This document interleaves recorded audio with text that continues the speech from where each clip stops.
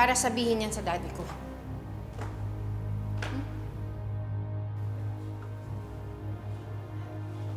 Wala kang karapatan magbigay ng medical opinion kasi hindi naman ikaw ang official na doktor ni daddy. You have no business here, Mr. Benitez. Kaya pwede ba? Umalis ka na?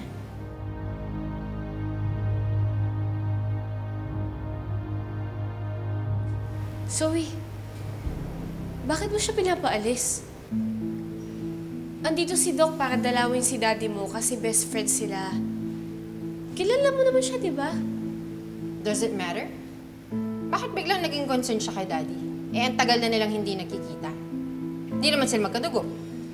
Yung iba nga dyan, kahit kadugo, wala silang pakialam. Kahit sa mismong anak nila. Eh, yun pa kaya hindi nila kaano-ano.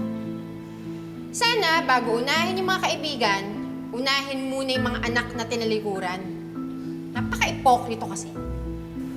Zoe, anong pinagsasabi mo? Ba't parang ang lalalim namang sinasabi mo? Eh, andito lang naman si Doc para bisitahin si daddy mo. Pues sa susunod, magpaalam muna kayo sa pamilya ng dadalawin ninyo. Anak ako ni Dr. RJ Tanyag. Rumispeto kayo sa amin. Don't worry. The next time na dadalo ako sa daddy mo, magpapaalam ako sa inyo. Pasensya na. Next time? Wala na akong next time. Mabuti pa, huwag na ho kayong dumalo ulit. Dr. Santos, una na ako.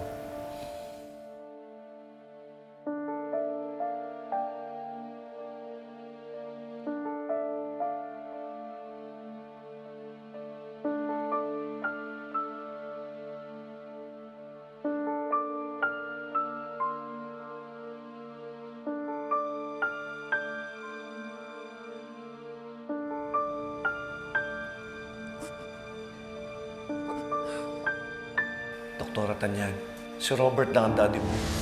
I have my family already. Ayaw ko masira ang pamilya ko. Hindi ko alam na mayroon akong anak sa labas. Sorry, Zoe. I can't accept you as my daughter. Bumalik ka sa pamilya mo. Si Robert lang ang daddy mo.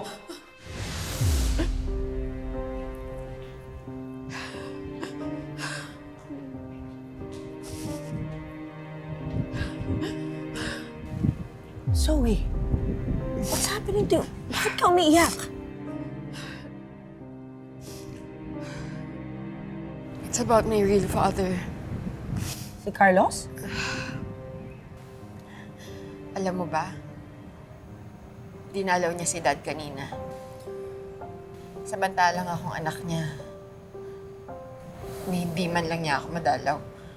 Zoe, akala ko ba nakapag-move on ka na? Ba't ka nagkakaganyan over him? Mami, hindi naman ganun kadali yun eh. Aaminin ko. Masakit. Ang sakit. Hindi man lang ako pinapansin ng totoo kong tatay. Zoe, kalimutan mo na siya. Total, napalaki ka naman namin ni Robert ng maayos eh. You have a very bright future in front of you. You could even own this hospital one day dahil ikaw ang kinikilalang anak ni Robert. Mami, ang hirap. Ang hirap. Yung totoo kong tatay. Buhay na buhay. Pero hindi niya ako kayang tanggapin. Tapos si Dad, nasa coma. Pero pag nagising siya, isusumbat niya sa akin na hindi niya ako anak. Mami, ang gulo. Ang gulo-gulo ng buhay ko. Bakit nangyayari sa akin to? Anong nangyari? Bakit yung buhay ko na masaya dati nasira? Anong nangyari? Zoe. I'm sorry, pero kasalanan ko lahat ito. But believe me, malalampasan din natin to. Huwag lang magigising ang daddy mo dahil sigurado ko ipakukulong niya ako.